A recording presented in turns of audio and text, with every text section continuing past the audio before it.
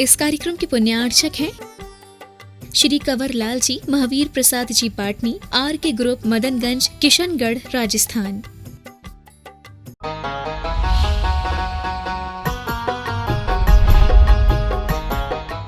तो मन एकांत में घेरता है तुम्हें, समझ आ रहा? मन को पता है जब ये अकेला मिलेगा तभी इसको दबोचूंगा, उसे पता होता है। और तुम अकेला बनने की कोशिश करते हो तो मन उस समय पर पा लेता है कि हाँ अब ये सही टाइम है, समझ आ रहा? तो ये मन को क्यों ऐसा मिल जाता है? क्योंकि मन को पता है कि ये जो है हमें किसी ना किसी तरीके से रोकने की कोशिश कर रहे हैं, लेकिन हम इन्हें रुकने नहीं देंगे, क्योंकि इनका जहाँ जहाँ प्रयोजन जुड़ा हुआ है वहाँ वहाँ की याद हम इन्हें दिलाएंगे, और उस याद में इनका जब समय निकल जाएगा तो ये अपने हमें फिर जो है अपने में स्थिर नहीं कर पाएंगे, हमारा काम बन जाएगा। ये मन का काम है, समझ में आ रहा है? इसलिए गृहस्थ कभी ध्यान नहीं लगा सकता। आत्मा बातें तो बहुत कर सकता है ज्ञान हो जाएगा थोड़ा बहुत, तो ज्ञान की बातें तो कर लेगा, लेकिन ध्यान नहीं कर पाएगा। ध्यान करने के लिए मन को निर्विकल्प होना पड़ता है। निर्विकल्पता तब आती है जब उस मन को हमने पहले बता दिया हो तुझे अब इसके आगे कुछ सोचना ही नहीं, उससे हमारा कोई मतलब ही नहीं।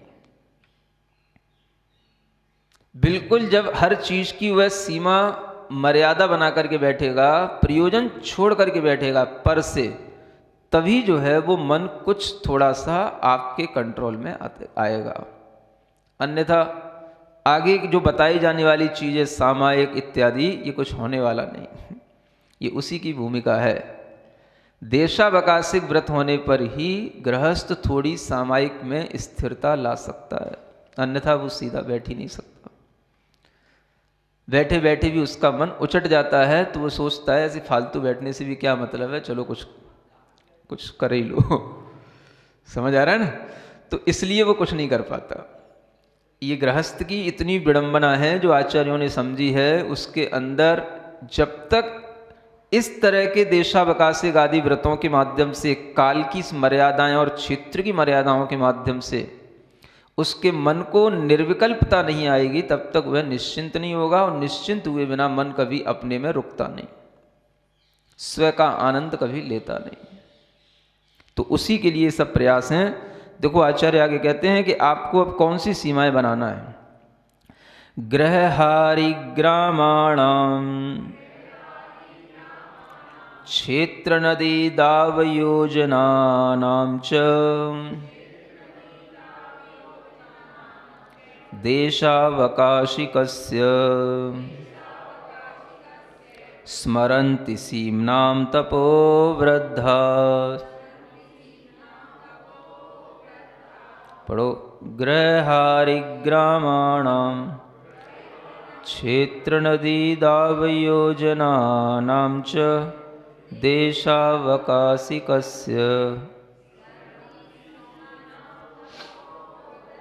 हाँ, जो तप से वृद्ध हैं, तपोवृद्ध हैं, वह सीमा का स्मरण इस रूप से करते हैं कि देशावकाशिक की जो सीमा है वो किस किस के विषय में बनाना। ग्रह माने घर, घरों के विषय में भी बनाना, क्योंकि गृहस्थ है, सबके घरों में भी चला जाता है, पड़ोसियों के पास चला जाता है, पति चला गया बिजनेस करने, जॉब करने, अब अकेली बैठी है घर में तो क्या करे हैं? चलो दूसरी पड़ोसिन के पास चलते हैं, या तो उसको अपने यहाँ बुला लो या खुद ही चले जाओ। कुछ नहीं है, कोई बहाना बना लो। क्यों सखी, कुछ है? आज क्या बनाया था तुमने तो कुछ भी बहाना बना के उसके घर में घुस गई। या थोड़ा सा आज गैस कम हो गई है, सिलेंडर दे दे, कुछ कर दे, तो उसके बहाने जाएगी और वहाँ बैठी बैठी घंटा भर बात करके आ जाएगी। तो ये घर में जाने की मर्यादा बनानी पड़ती है। कहाँ तक घर में बैठी रहे अकेली? तो या तो वो भी जॉब करने चली जाए, तो वो अगर जॉब करने चली गई तो फिर काहे का व्रत पालेगी? तो जो व्रत पालने वाला होगा या व्रत पालने वाली होगी, वो जो है घरों की भी मर्यादा बनाएगा या बनाएगी, है ना? दोनों के लिए कहा जा रहा है। हाँ, जो घर में रहेगा वह दूसरे घर की भी मर्यादा बना लेता है कि अपनी कॉलोनी में 50 घर हैं तो किन किन के घरों में हमें जाना, आज हमें किसी के घर नहीं जाना, आज हमें अकेले अपने घर में रहना। हाँ, या जाना तो केवल बस एक पड़ोस के घर की छूट रखते हैं, बस बगल वाले इधर के एक पड़ोसी की तरफ जाना, राइट साइड वाला, लेफ्ट साइड वाले भी कि नहीं जाएंगे, या सामने की तरफ बस एक घर में जाएंगे, इससे ज़्यादा और किसी के घर में नहीं जाएंगे। आज दिन भर बस अपना सीमांकन इतना ही हो गया, इतने में ही रहेंगे, है ना। तो ये घरों की मर्यादा बनाई जाती है। घर के बाद में आचार्य कहते हैं हारी, हारी माना होता है गलियां। कॉलोनियों में भी सड़कें होती हैं और शहरों में भी गलियां होती हैं।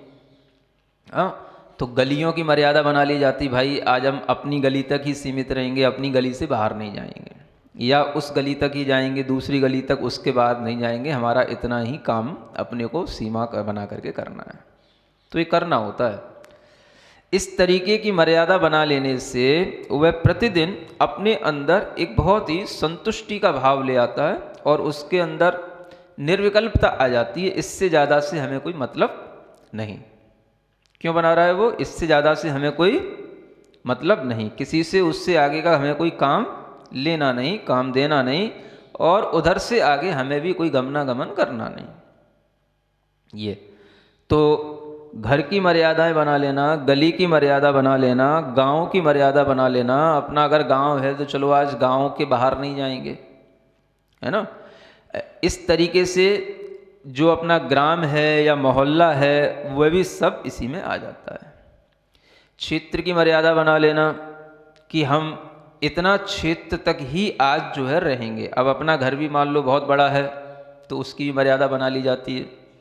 हाँ, अपने घर में केवल ऊपर की बिल्डिंग में ही रहेंगे, या केवल जो है अपने घर के कमरे और अपने घर से जुड़ा हुआ जो एक और कमरा है बस उस कमरे तक ही अपनी सीमा रखेंगे, है ना। कोई भी क्षेत्र की मर्यादा बनाई जा सकती है, घंटे की भी बनाई जा सकती है, महीनों दिन की भी बनाई जा सकती है। जिस तरह की मर्यादा है वो अपनी सुविधा के अनुसार अपने व्रतों का पालन करने के लिए बना सकता है। अभी तो क्षेत्र की बताई जा रही, काल की मर्यादा आगे वाले छंद में बताना है। तो यह नदी, अब गांव होते हैं, क्षेत्र होते हैं, है ना। तो पहले तो नदियों से ही बहुत कुछ पता होता था, भाई एक नदी से पार कर गया गांव बदल गया। तो पहले के लोग नदियों के बारे में जानते थे, भाई कितने कोस पे कौन सी नदी है, कहाँ जाना है, किधर से कौन सी नदी पार करना होता है, तब कहाँ पहुँचते हैं। अब आजकल तो जो है सब सिस्टम चौराहों में बदल गए हैं। तो आप लोग अपनी चौराहों की मर्यादाएं बनाएं कि हमें शिव चौराहे तक जाना है कि महावीर चौराहे तक जाना है, समझ आ रहा है ना। तो ये सब जो है अपनी मर्यादाओं में क्षेत्र आ जाता है कि हम इतने क्षेत्र तक ही जाएंगे। क्या हो गया? हाँ, नदी, दाव, है ना। जंगल वगैरह भी होते हैं, क्योंकि लोग पहले गाँव में ज़्यादा बसते थे तो उन्हें जंगल पार करके जाना होता था। तो जंगलों में की भी मर्यादा हो जाती थी, भाई अब इस जंगल के बाहर नहीं जाएंगे या इस जंगल के उस ओर नहीं जाएंगे, ये जंगलों की मर्यादाएं बना लेते थे। अथवा अगर सड़कें हैं लंबी लंबी तो योजनों की मर्यादाएं बना ली जाती हैं। जैसे आजकल किलोमीटर चलते हैं, माइल स्टोन लगे रहते हैं, 20 किलोमीटर, 10 किलोमीटर, जो अपना ये शहर की जो रेडियस है उसके अनुसार उसकी मर्यादा भी बन सकती है। तो पहले लोग योजनों में चला करते थे, है ना, योजन नापा करते थे। एक योजन मतलब 4 कोस का एक योजन होता है। 4 कोस चले गए, बोले 1 योजन पार हो गया, समझ आ रहा है। तो आज जो है किलोमीटर चलते हैं, माइल स्टोन लगे रहते हैं। तो इस तरीके से पहले योजनों का एक अनुमान लगाया करके लोग आगे बढ़ा करते थे। तो इन सब क्षेत्रों को जो देशावकाशिक के अनुसार कर लेना, ये क्षेत्र की मर्यादा है ना। माने इनमें से कुछ भी किया जा सकता है। दिग्व्रत के अंदर ये सब चीज़ें हैं। आप क्षेत्र की मर्यादा बना ली तो क्षेत्र की मर्यादा, अब इसमें भी हम और भेद प्रभेद कर सकते हैं। जैसे हमने 8 दिन की मर्यादा बना ली, मान लो अष्टानिक के पर्व चल रहे हैं, 8 दिन हम कहीं नहीं गए, है ना। तो हमने मर्यादा बना ली कि 8 दिन हमें अपने शहर में ही रहना है। ये एक मर्यादा हो गई, 8 दिन हमें अपने शहर में ही रहना है और कहीं नहीं जाना, ठीक है। फिर उस 8 दिन के भीतर भी अब आपको लग रहा है हम केवल अपने घर में जाते हैं, रहते हैं और मंदिर जाते हैं, इसके अलावा हमें कोई काम नहीं है और कुछ करना भी नहीं है, कहीं जाना भी नहीं है। तो चलो एक दिन के लिए, आज के लिए हम ये विचार कर लेते हैं कि हम केवल घर और मंदिर तक ही अपना गमनागमन रखेंगे, इसके आगे कहीं नहीं जाएंगे। तो वो जो 8 दिन की मर्यादा बनाई, उसमें फिर आपने एक दिन के लिए एक कर लिया, अगले दिन फिर आपने कर लिया, तो ये भी जो है वो देशावकाशिक हो जाता है। अथवा कोई भी मौसम है, ऋतु है, उसके अनुसार आपने सोच लिया कि चलो 1 महीने के लिए हमें इतनी ही क्षेत्र में रहना है। जो भी क्षेत्र है आपका, 2 किलोमीटर का, 10 किलोमीटर का, वह आप अपनी क्षेत्र को मर्यादित कर लिए, और फिर उसके बाद में भी उसके अंदर भी 2 दिन के लिए, 1 दिन के लिए, 6 घंटे के लिए कुछ मर्यादा बना करके उसमें भी करते रहना, ये देशावकाशिक कहलाता है। तो देशावकाशिक में काल की मर्यादा कितनी हो सकती है, उसके लिए भी आचार्य आगे बता रहे हैं। संवत्सर ऋतुरैनम मास चतुर्मास पक्षमृक्षम च देशावकाशिकस्य प्राहुकालावधिं प्राज्ञः। पढ़ो। संवत्सरं ऋतुरैनम मास चतुर्मास पक्षमृक्षम च देशावकाशिकस्य प्राहुकालावधिं प्राज्ञ। देखो, प्राज्ञ माने जो बहुत प्रज्ञावान है, बुद्धिमान है, वो बता रहे हैं काल की अवधि को। ऊपर क्या बताया था? स्पेस लिमिट, अब यहाँ पर टाइम लिमिट है ना। दोनों के माध्यम से आपका साइंस, आपका विज्ञान, आपका भेद विज्ञान चलेगा, है ना। तो अब यहाँ कहते हैं संवत्सर। संवत्सर माने वीर निर्माण संवत्सरी से लेकर के अगली वीर निर्माण संवत्सरी, दीपावली से लेकर के दीपावली तक, ठीक है ना। विक्रम संवत्सर भी आती है, उसको भी बना सकते हो। तो 1 वर्ष की भी आप मर्यादा बना सकते हो। ऋतु 2 महीने की होती है, उसके अनुसार भी आप मर्यादा बना सकते हो। अयन 6 महीने का होता है, उसकी भी आप सीमा को बना सकते हो। मास 1 महीने का, चतुर्मास माने 4 महीने का, पक्ष माने 15 दिन का, और अयन मृक्ष, ऋक्षम, ऋक्ष बोलते हैं नक्षत्र को, है ना। नक्षत्रों की भी गति होती है, जैसे एक नक्षत्र कितने समय तक रह रहा है, कोई 1 दिन रहता है, 2 दिन रहता है, 1.5 दिन रहता है। तो इस नक्षत्र का जब तक उदय होगा तब तक हमारे लिए इस चीज़ का गमनागमन का इतना त्याग। तो ये जो है मर्यादा में आ रहा है। अब इसमें हम देखें कि देशावकाशिक में 1 वर्ष तक की भी मर्यादा बताई गई है, अधिक से अधिक, है ना। तो ये भी ध्यान रखो कि जो आपको भोग उपभोग परिमाण व्रत में नियम दिए थे, वो नियम तो 6 महीने से ज़्यादा के नहीं बताए थे, लेकिन देशावकाशिक आप 1 वर्ष का कर सकते हैं अधिकतम। क्योंकि जो आपने जीवन पर्यंत के लिए दिग्व्रत लिया था, उसी में अब आपको देशावकाशिक करना है। तो हम ऐसा भी कर सकते हैं कि 1 वर्ष के लिए हमने कोई, उसमें भी हमने कोई बड़ी सीमा खींच ली, है ना। क्योंकि दिग्व्रत तो बहुत बड़ा हो गया। अब देशव्रत में पहले हमने अपने प्रांत की भी सीमा बना सकते हैं कि भाई हम अपने यूपी से बाहर नहीं जाएंगे, एमपी से बाहर नहीं जाएंगे, और फिर उसमें भी हम अपनी सीमा 1 साल के अंदर भी कभी 2 दिन के लिए, कभी 1 दिन के लिए, कभी 1 पक्ष के लिए, और उस 1 पक्ष के लिए भी बनाने के बाद उसमें भी और हम कम कर सकते हैं। तो मतलब देशावकाशिक में यह हमारे लिए प्रावधान है कि हम अपनी सीमा रेखा को और कम कम कम अपने दिन, अपनी सुविधा के अनुसार, अपने प्रयोजन को देखते हुए बना सकते हैं, जिस दिन आपको जैसा समझ में आए। आज हमारा कोई काम है कि नहीं बाहर जाने का, आज हमारे लिए कोई आपत्ति कोई बाहर से आने वाली है कि नहीं दिख रही है, निश्चिंतता दिख रही है। चलो इससे अच्छा क्या होगा, लॉकडाउन चल ही रहा है, अपन अपने आप को ही लॉकडाउन कर लेते हैं। ये हो गया सबसे अच्छा देशावकाशिक, समझ आ रहा ना। तो इस तरह से जो व्यक्ति सीमा बना करके प्रतिदिन अपना ये व्रतों का इस तरीके से पालन करता है, उसे बहुत अच्छा लगता है। आप अगर करके देखेंगे तो आपको इसमें भी इंटरेस्ट आएगा आपको, और आपका मन होएगा। और जिस दिन नहीं करोगे तो आपको लगेगा आज तो मेरा दिन बेकार चला गया, खाली चला गया, आज मैंने कुछ किया ही नहीं, चलो कम से कम कुछ तो कर लिया था। आप इसको करके देखोगे तो आपको इसमें बहुत संतुष्टि होगी। आपके लिए भले ही किसी रूप में, संकल्प रूप में 12 व्रत नहीं है, लेकिन फिर भी आप देशावकाशिक का पालन कर सकते हो, दिग्व्रतों का पालन कर सकते हो। लेकिन करो तो फिर थोड़ा सा ध्यान से करो, अभ्यास के साथ भी कर सकते हो। हमने भले ही अभी व्रत नहीं लिए, लेकिन व्रतों का हम अभ्यास करते हैं, और अभ्यास करने के लिए हम इस तरह से 2 दिन का, 1 दिन का, धीरे धीरे बढ़ा करके 4 दिन का, ऐसे हम अपने प्रतिदिन अपने दिमाग में कुछ ना कुछ ये ध्यान रखें कि हमें कितना गमनागमन करना है। देखो, श्रावक के पैर बांधने का ये प्रयास किया जा रहा है, समझ आ रहा है ना, क्योंकि उसके पैर बंधेंगे तो उसका मन बंधेगा। श्रावक सबसे ज़्यादा गमनागमन करने के लिए तैयार रहता है, तो श्रावक के लिए ये जो देश व्रत है ये गमनागमन के लिए ही है। कहाँ तक जाना और कितने बाहर से लोगों से अपने को संपर्क रखना और उन लोगों से मिलना जुलना, उन्हें बुलाना या उनके पास तक जाना, समझ आ रहा है।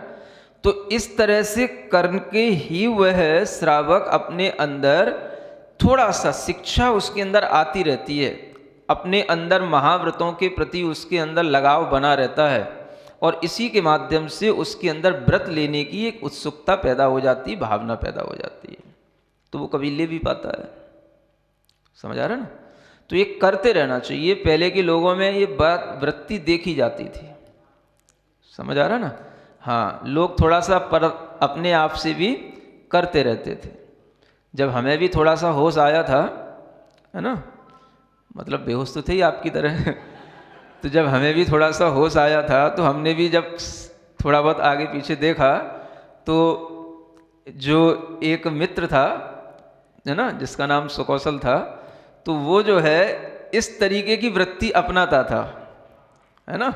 यद्यपि उसके पास में आना जाना अपना कम होता था, क्योंकि वो धार्मिक था, तो धार्मिक लोगों से थोड़ा लोग डरते हैं, तो हम भी डरते थे लेकिन जैसे जैसे होश आया तो फिर थोड़ी उसी से मित्रता हो गई। तो वो ऐसा किया करता था, है ना, अपनी दुकान पे बैठता था, अपन गली से बाहर निकले उसके पास चले जाते थे, बैठ जाते थे, कभी बातचीत करते थे। तो उसे अगर दुकान से कहते थे चल भाई घूमने चल, तो कहता था नहीं अभी तो मैं 2 घंटे तक कहीं नहीं जाऊंगा। बोले क्या हो गया? बोले 2 घंटे की मेरी मर्यादा है, मैंने 2 घंटे दुकान पे ही बैठूंगा तो इस तरीके की मर्यादा बनाते थे लोग, समझ आ रहा है ना। तो मतलब घरों में भी इस तरह से उन्होंने अपने पिताजी से सीखा, बाबा से सीखा। तो इस तरह से लोग पहले करते थे, तो बच्चे भी सीख लेते थे, है ना। और उनके संपर्क में भी जो लोग आते थे तो वो भी समझ लेते थे भाई ये इसी तरीके से मर्यादाओं में रहते हैं, सीमाओं में रहते हैं। तो लोग उनकी उस समय पर तो प्रशंसा भी करते थे, है ना। आज का माहौल ही उल्टा हो गया तो आपको ये ध्यान रखना है कि अगर हमें किसी भी तरीके से अपने अंदर व्रतों के भाव लाना है तो हम इस तरह से करें, ये अच्छा होता है ना। तो उसको देख करके कभी अपन ने भी करने की सोची, तो अपन ने भी किया तो लगा अच्छा लगा कि हाँ भाई चीज़ तो अच्छी है ना। अब घर में ही मान लो 1 दिन रहना है तो कुछ नहीं करना है, बस घर में है तो घर की मर्यादा बना लो, 1 दिन घर में ही रहेंगे, कहीं नहीं जाएंगे। मंदिर तक आना है तो घर से मंदिर तक ही आना है, बीच में किसी से कोई लेना देना नहीं, कोई किसी के घर में नहीं जाना है। तो इस तरह से जब हम मन बना लेते हैं तो हमारा मन काफ़ी कुछ नियंत्रित हो जाता है ना। ये बहुत अच्छा व्रतों का विज्ञान है, इसको आप समझें और इसको अपनाएं तो आपके अंदर भी बहुत सारे पापों से मुक्ति मिलेगी। क्योंकि आगे इस व्रत में भी यही बताने जा रहे हैं कि अणु व्रतों का ये और ज़्यादा संक्षेपीकरण करने से वह व्रती जीव महाव्रतों की साधना करने लग जाता है, समझ आ रहा है।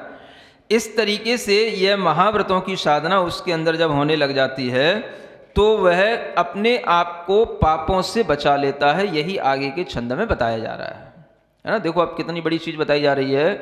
अणुव्रत पालन करते करते वो महाव्रतों की साधना करने लगा, महाव्रतों को साधने लगा या किसी अपेक्षा से महाव्रती होने लगा। तो जैसे दिग्व्रत में बताया था, इसी तरीके से यहाँ देशव्रत में भी बताया जा रहा है। क्या कहते हैं? सीमांतानां परतः स्थूलेतर पंच पाप संत्यागात् देशावकाशिकेन च महाव्रतानि प्रसाद्यन्ते। पढ़ें। सीमांतानां परतः स्थूलेतर पंच पाप देशावकाशिकेन च महाव्रतानि। देखो क्या कहते हैं, सीमांतानां परतः, है ना, जो सीमाएं बना ली हैं उन सीमाओं के पर माने बाहर की ओर, जो सीमाओं का बाहर जितना भी स्थान हो गया उसमें स्थूल और इतर माने सूक्ष्म, स्थूल का उल्टा, तो स्थूल भी पाप होते हैं और सूक्ष्म भी पाप होते हैं। दोनों प्रकार के पंच पाप का उसके लिए त्याग हो गया, ये हेतु हो गया। इस त्याग के कारण से उस देशावकाशिक व्रत के द्वारा महाव्रतानी, महाव्रतों को वह प्रसाद्यन्ते माने साध लेता है ना। अभी वह सर्वथा सर्व ओर से महाव्रती नहीं हुआ, जितनी उसने मर्यादा कर ली उस मर्यादा के बाहर जो उसका जितना संसार था उस संसार की अपेक्षा से वो महाव्रती की साधना वाला हो गया, है ना। क्योंकि महाव्रती की भी क्या स्थिति होती है, वो जहां है बस वहीं होता है, समझ आ रहा है, उससे ज्यादा उसे किसी से कोई प्रयोजन नहीं होता। तो उसी तरीके से अड़ुव्रती श्रावक भी जितने स्थान में रह जाता है बस उतने ही स्थान पर अपना ध्यान रखता है, उससे बाहर का वह सबका त्याग कर देता है और उस त्याग में पांचों ही प्रकार के पाप संबंधी जो प्रवृत्तियां वो खुद करता था किसी न किसी निमित्त से, उन पांचों ही प्रकार के पापों की उसके अंदर रोकथाम हो गई, पूरा रुक गया वो पांचों ही प्रकार के पाप। क्योंकि वो हिंसा के निमित्त से भी उस सीमा से बाहर जाता था, झूठ बोलने के लिए भी उसे वहां जाना पड़ता था, चोरी करने के लिए भी वहां जाना पड़ता था, कुशील के लिए भी वहां जाना पड़ता था और परिग्रह के लिए भी वहां जाना पड़ता था। सबके लिए जाना पड़ता है बाहर, तो सबके लिए उसने क्या कर लिया, अपनी सीमा बना ली। इससे बाहर हमारा कोई प्रयोजन है ही नहीं, हमारे पांचों पापों का त्याग, स्थूल रूप से भी सूक्ष्म रूप से भी। यहाँ तक कि अगर वहाँ से कोई व्यक्ति भी आकर के उसे किसी भी तरीके के उसे मतलब दिखाई दे कि यह व्यक्ति भी उस सीमा के अंदर आकर के हमसे मिलने आ रहा है या हमारे लिए आ रहा है, तो भी वह उससे मिलने में उत्सुक नहीं होता है, क्योंकि वो सीमा के बाहर से आ रहा है, हमें उससे कोई प्रयोजन ही नहीं रखना है। ये अगर होता है तो यह व्रत उसके लिए महाव्रत के रूप में आ जाता है, माने इतनी सीमा की अपेक्षा से वो अपने आप में क्या हो गया, महाव्रती हो गया। सुन रहे हो मोबाइल रखने वालों, कैसे करोगे पालन तुम महाव्रतों की, साधना कैसे कर पाओगे? कभी भी कोई भी घंटी बजा देता है, कहीं से भी घंटी आ जाती है, एक बार बंद करते हो फिर शुरू हो जाता है, फिर दो बार बंद करते हो फिर शुरू हो जाता है, जब तक उसको कहना दो भैया रुक जा तब तक वो रुकता ही नहीं है। समझ आ रहा है ना। तो ये चीज़ जो है थोड़ी सी जो आपको सुविधा मिली है ये मोबाइलों की, यह आपके देशावकाशिक व्रत में बाधा डालती है। समझ आ रहा है ना। या फिर इसका तरीका एक ही है कि इसको साइलेंट मोड में रख दो, है ना, एक दिन के लिए इसकी सिम बाहर कर दो और जो है चलो भाई एक दिन इसका पालन करते हैं। हाँ, 2 घंटे के लिए बंद कर दो, 6 घंटे के लिए बंद कर दो, आधे दिन के लिए, एक दिन के लिए, कभी तो कर दो, चलो रात भर के लिए ही बंद कर दो है? कम से कम शाम के 6 बजे से सुबह के 6 बजे तक ही बंद रखो, कुछ तो शांति लो। कुछ अगर आप करोगे तो आपको लगेगा कि हाँ इन चीज़ों से हमारे अंदर बड़ा संतोष आ रहा है, अलग तरीके का संतोष आएगा आपको। हाँ, और जब तक आप चिंता में पड़े रहोगे, कहीं कोई रिश्तेदार में कहीं कुछ हो नहीं गया हो, कुछ फ़ोन नहीं आ पाया हो और कहीं कुछ हो गया और हमको पता नहीं पड़ा हो और ऐसा और वैसा, तो दुनिया की चिंता में पड़ने वाला तो फिर कैसे व्रत पालन करेगा? समझ आ रहा है। ठीक है, पहले फ़ोन नहीं होते तो क्या रिश्तेदार मरते नहीं थे कि बीमार नहीं होते थे? हाँ, सुबह बात कर लेगा। और एक बार अगर पता पड़ जाएगा तो मैसेज डाल के छोड़ दो कि भाई शाम को 6 बजे से सुबह 6 बजे तक आप कृपया हमारे लिए कोई भी मैसेज न करें, क्योंकि हम मोबाइल पर अवेलेबल नहीं रहेंगे। हाँ ठीक है, बस एक बार मैसेज डाल दो, बात खत्म। नहीं हो सकता? तुम ही मोबाइल रखो, तुम ही को सब काम करना बताएं, है ना? तो ये सब तो अनुभव तुम्हारे ही होने चाहिए कि तुम्हें क्या करना है। ये भी सब बताना पड़ता है, क्योंकि गृहस्थों की बातें आचार्यों को बतानी पड़ती हैं, मुनि महाराजाओं को बतानी पड़ती हैं कि गृहस्थ ऐसा करे ऐसा करे, तब वो कुछ करता है। समझ आ रहा है? तो ये करने से ही आपको कुछ संतुष्टि मिलेगी, आपको लगेगा कि हाँ हम कुछ अपने आप को बदल रहे हैं। क्या कर रहे हैं? बदल रहे हैं। बदलना पड़ता है किसको? अपने आप को। कैसे? इन्हीं तरीकों से। ये तो रास्ते हैं, राहें हैं, राहें कभी नहीं बदलती, हमें अपने आप को बदलना पड़ता है। ये राहें हमें कहाँ ले जा रही हैं? आत्म शांति की ओर। तो इन राहों पर चलने के लिए हमें खुद अपना मन बनाना पड़ेगा, है ना? क्या सुन रहे हो? किसी के वास्ते राहें कहाँ बदलती हैं, तुम अपने आप को खुद बदल सको तो चलो। नहीं सुना? किसी के वास्ते राहें कहाँ बदलती हैं, तुम अपने आप को बदल सको तो चलो। सफर में धूप तो होगी, चल सको तो चलो।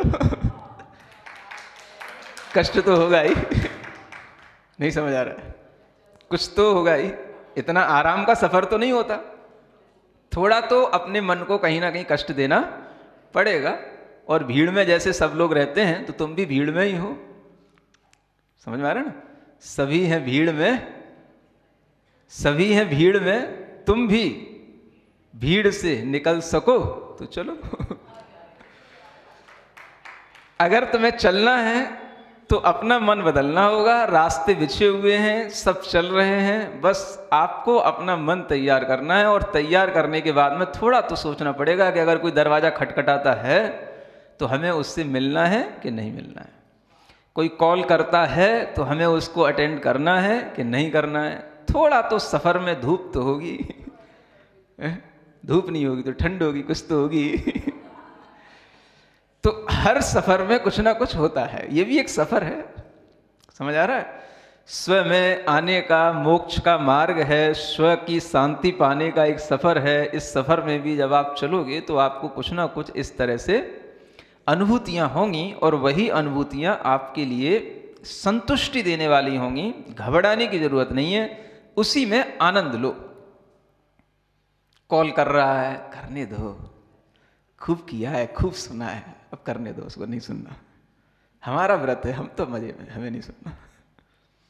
दरवाजा खटखटा रहा है, खटखटाने दो, मुझे बाहर जाना ही नहीं। तो मजा लो, उस चीज का आनंद लो। समझा? परेशान नहीं हो। तू इतनी देर से परेशान, तू जान तेरा काम जान, तेरा काम ही परेशान होने का, तेरा व्रत है ही नहीं तो तू परेशान होएगा ही। मेरा व्रत है तो मैं निश्चिंत हूं। तो इसी से तो उसको शिक्षा मिलेगी कि मैं तो परेशान हूं और इसको पता है कि ये अंदर है और फिर भी मुझसे बात नहीं कर रहा है। तो उसको समझ आएगी ये बात, क्यों नहीं कर रहा है। क्योंकि तेरा काम है परेशान होना, तेरा कोई व्रत नहीं है, तुझे कोई संयम नहीं है। जिसको संयम होता है वो अपने आनंद में रहता है।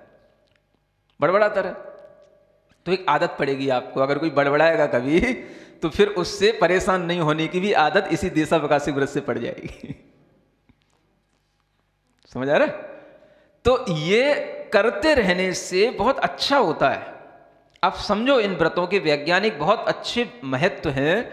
इसी के माध्यम से आपको समझ आएगा कि इन व्रतों को निर्दोष रूप से अगर हम पालन करते हैं तो ये हमारे लिए कैसे महाव्रतों का आनंद देने के हमें निकट ले आते हैं, है ना? यही आनंद है। और इस तरीके के महाव्रतों का जब आनंद आता है तो थोड़ा बहुत जो कष्ट होता है, थोड़ा बहुत जो अतिचार के कभी भी अवसर आ जाते हैं, उनसे भी बचा जाता है। फिर अतिचार माने जो उसके दोष होते हैं थोड़े से, जिनके कारण से हम इन व्रतों का उल्लंघन कर जाते हैं, वो भी 5 दोष इस व्रत के भी हैं, वो भी आगे बताए जा रहे हैं। प्रेषण शब्दानयनम रूपाभिव्यक्ति पुद्गल क्षेपौ देशावकाशिकस्य व्यपदिश्यन्तेत्ययाः पंच। प्रेषण शब्दानयनम रूपाभिव्यक्ति पुद्गल क्षेपौ देशावकाशिकस्य व्यपदिश्यन्तेत्ययाः पंच। अत्ययाः, अत्य माने अतिचार, 5 हैं। व्यपदिश्यन्ते माने कहे गए हैं देशावकाशिक व्रत के। कौन कौन से? प्रेषण, है ना, प्रेषण का मतलब भेजना। अब आप अपनी सीमा बना करके बैठ गए, अब आपको कोई बात याद आई तो अब आपके मन में आया अब हम तो नहीं जा सकते कि हमने सीमा बना ली है, तो कृत तो आप नहीं कर रहे हो, लेकिन आपके मन में आया बेटे से कह दें, भाई से कह दें, पति से कह दें, वो ले आएगा, वो कर लेगा, तो उससे कह दिया आपने, तो वो चला गया उस सीमा के बाहर और वो आपका काम करके ले आया। तो ये क्या हो गया? कृत तो आपका कुछ नहीं हुआ, लेकिन कारित के कारण से आपको दोष लग गया, है ना, तो ये दोष कहलाता है। ऐसा नहीं करने से वो व्रत निर्दोष फलता है ना।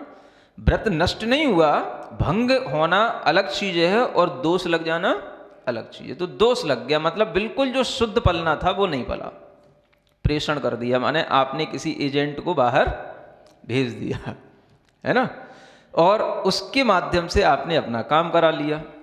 तो उस मर्यादा की जो सीमा है उसके बाहर आपको फिर किसी कोई एजेंट का मतलब उपयोग नहीं करना है, हाँ, उसके ही अंदर अपने काम रखना है और उसी मर्यादा में अपना काम खुद चलाना है। तो किसी दूसरे व्यक्ति की हेल्प से भी हम अपना उस मर्यादा के बाहर काम न निकालें, इसी का नाम है प्रेषण, और इससे बच करके हम अपने व्रत को निर्दोष बना लेते हैं, है ना। दूसरा अतिचार कब हो जाता है? जब हम शब्द करते हैं। मान लो अपनी सीमा में हम बैठे थे, समझ आ रहा है, अब किसी को पता नहीं था, अपन तो शांति से बैठे थे, कोई व्यक्ति अपने से मिलने आया, अब वो अपने पास तक नहीं आ पा रहा है या ढूंढ नहीं पा रहा है या उसे पता नहीं पड़ रहा है कि ये कहाँ बैठा है, किस कमरे में बैठा है, और वो मिलना चाहता है आपसे और आपको पता है कि वो आ चुका है, बाहर है वो, समझ आ रहा है। अब उसे क्या पता, इतना बड़ा घर है कि कौन से कमरे में जाए, कहाँ जाए वो, और आपको कमरे से बाहर जाना नहीं, या आपने सीमा बना ली कि हमें अपने घर के बाहर देखना नहीं, घर के बाहर जाना नहीं, तो घर के बाहर भी नहीं जाना, तो भीतर उस व्यक्ति को आपको बुलाना है, तो आप क्या करोगे? अब क्या बचा?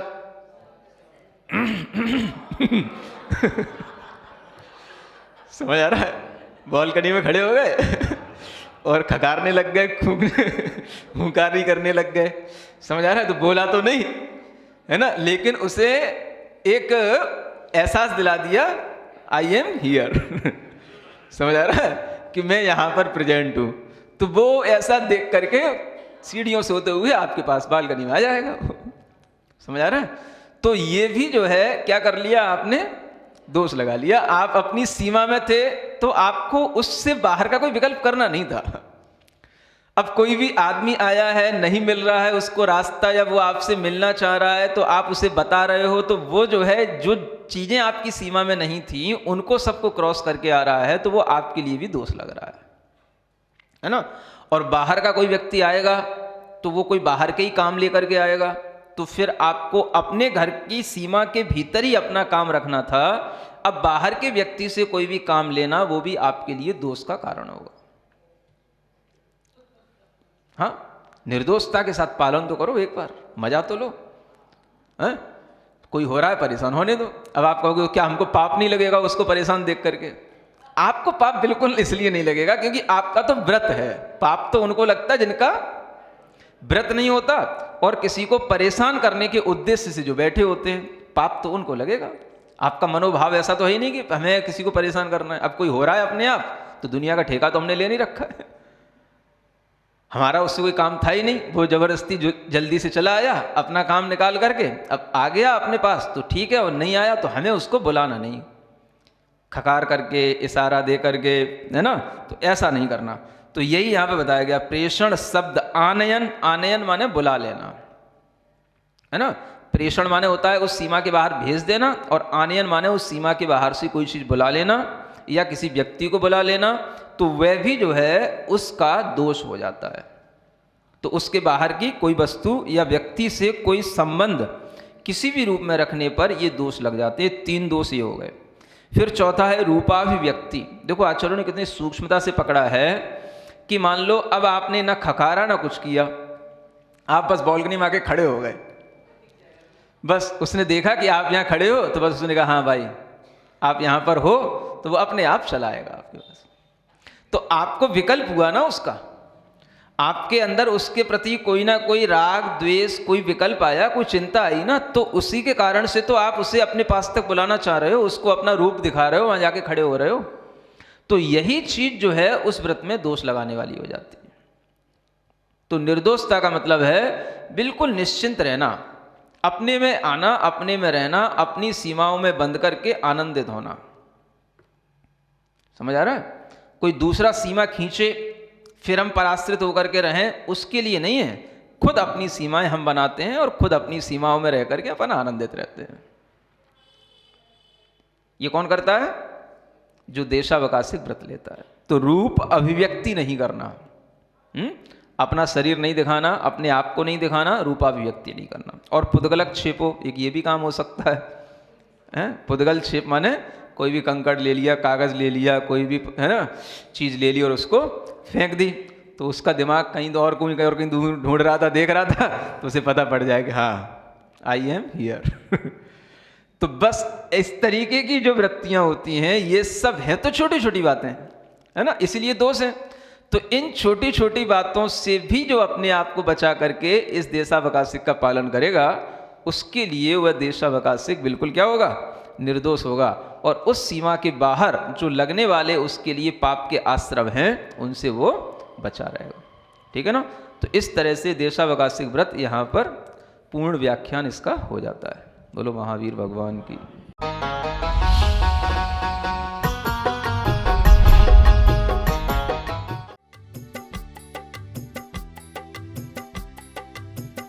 इस कार्यक्रम के पुण्यार्चक थे श्री कंवर लाल जी, महावीर प्रसाद जी पाटनी, आर के ग्रुप, मदनगंज, किशनगढ़, राजस्थान।